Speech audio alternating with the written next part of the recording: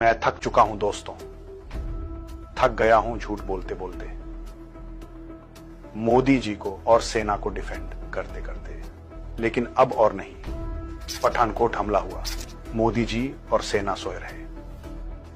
पुलवामा में खून की नदियां बह गई और अब पहलगाम का हमला, और मोदी बिहार में चुनाव की तैयारी में व्यस्त हैं। देश में लाशें गिर रही हैं और यहां नारे, जश्न।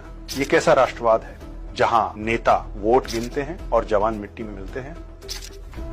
आज से सिर्फ सच बोलूंगा, और सच ये है, हमारी सेना ने आज तक एक भी आतंकवादी जिंदा नहीं पकड़ा, मुर्दा भी नहीं। आतंकी हमला होता है और कुछ दिन बाद मीडिया चुप, सरकार चुप, पता भी नहीं चलता असल में क्या हुआ। पहलगाम के हमले को 9 दिन हो गए, आतंकवादी मिला नहीं। कहां गया? जमीन निगल गई या आसमान 1 घंटे में गायब हो गया?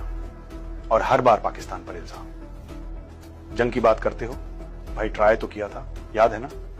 अभिनंदन का हाल देखा, पाकिस्तान ने वापस भेजा, वो भी कपड़े पहनाकर।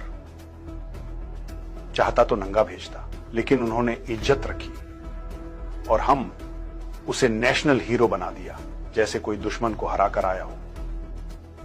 पाकिस्तान से जंग करोगे कैसे? हमारी इस डरपोक सेना से, जिन्हें सीमा हैदर जैसी औरत उल्लू बनाकर बच्चों समेत भारत में घुस गई। पहले अपने घर को संभालो। देश टूट रहा है, मणिपुर जल रहा है, नागालैंड अलग देश की बात करता है, तमिलनाडु, पंजाब, कश्मीर सब थक चुके हैं, अलग होना चाहते हैं। क्यों?